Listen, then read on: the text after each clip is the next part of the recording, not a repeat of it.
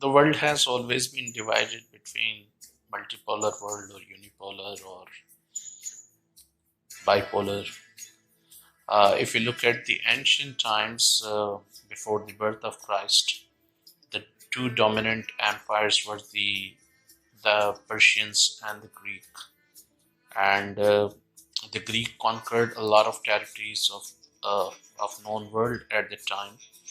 The same could be said about Persia that conquered a lot of territories in Central Asia, in even parts of today's Russia and some parts of Middle East. And after the demise of the Roman Empire, um, the empires emerged in the name of religion. So we witnessed papacy or the Christian Empire that lasted uh, for a few centuries, and in Russia and in modern day Turkey, we also had different empires. They were based in the name of on the name of sects, like the Byzantine Empire or Byzantine Empire, that was based in Turkey, and then we had Greek Orthodox Empire in one way or another, which was based in Moscow, Russia. And in fact, the Byzantine Empire used to be the part of the Holy Roman Empire or the Roman Empire, the Christian Roman Empire. But at a certain time of history, uh, they, they they got separated from one and another, and Byzantine Empire kept on working independently. In fact, it lasted for almost 1,000 years. So, in that sense, it is one of the long-lasting empire. And at the same time, you had Arab or Islamic Empire, and stretching all the way from Arabian Peninsula right up to North Africa and the parts of Asia. So in the medieval time, I think it's more or less Christian and the Muslim empires that were competing. There were, of course, uh, Chinese and Indian empires in different forms, but more or less it was the world was divided into bipolar world, and it was mainly the Christians and the Muslim who were competing, and we could see that in the form of crusades. There have been a number of crusades in 11th, 12th, and even 15th centuries.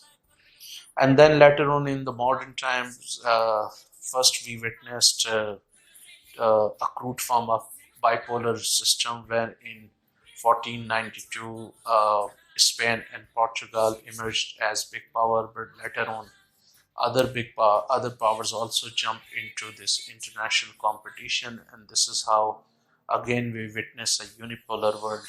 We had emerging power like the Netherlands, later on France, UK, and then Germany, Italy, and that multipolar world lasted until First World War, and to some extent it continued until the eruption of the Second World War. After the Second World War, we had bipolar world, whereby United States emerged as the superpower, and soon after, Soviet Union also became a global power after detonating nuclear nuclear weapons in 1949.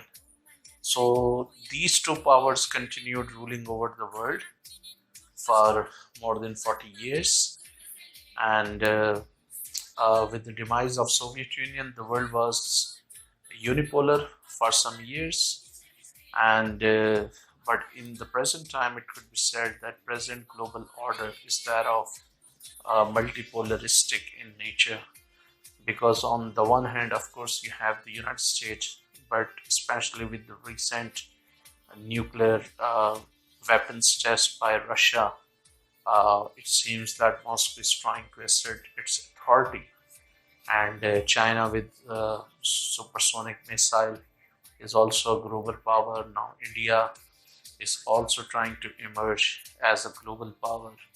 Then we have European Union that acts more or less as a bloc. So we have different centers of power at the moment.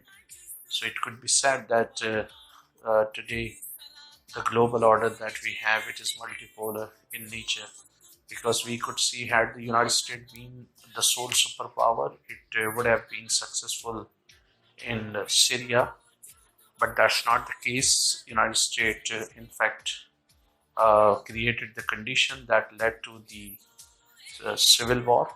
Of course, there were some internal uh, factors of that war as well, but basically, the United States was accused of bankrolling the jihadists who imposed that war on Syria, but United States does not seem to be winning it. Uh, Hafiz Bashar al-Assad is trying to reclaim the land that was once surrendered to jihadists, and naturally everybody knows that Bashar al-Assad is being supported by Russia. So Russia, in a way, is asserting its power, and then China, in a very diplomatic way, reclaimed its lost territory, like Hong Kong and Macau.